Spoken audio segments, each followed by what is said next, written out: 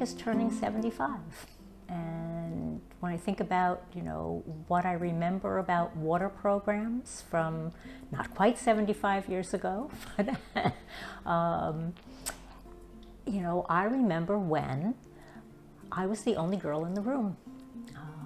So I, began a career 40-odd years ago. And it was indeed a time when many of the environmental protection programs, water programs, were led by what we called retrofitted engineers. They were the people who did the wastewater facilities and the other water management programs. And it was a male-dominated field.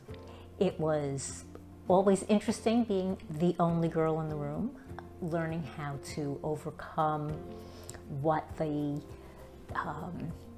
again, male domination of the workplace was, but it was a fascinating place to be. And I think one of the things that I like most about now working with NEIWPCC all these years later is seeing the progress, the numbers of women who are in leadership positions, who are embarking on careers as young women, not having to navigate that same isolating role of being the only girl in the room, talking about water issues, water projects, technical issues. Seeing that progress is remarkable. Knowing that NEIWPCC, in its search for employees, projects, collaborators, is seeking to continue to diversify so that now it's not just a male-female diversification that we're pursuing, but a broader definition of diversification.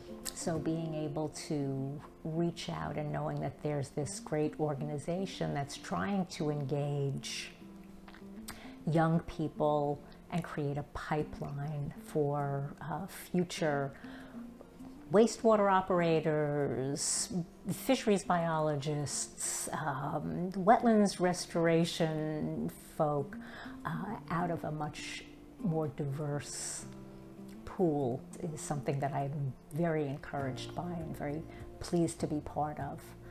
So we can go from the I remember when to the what we look forward to in the future.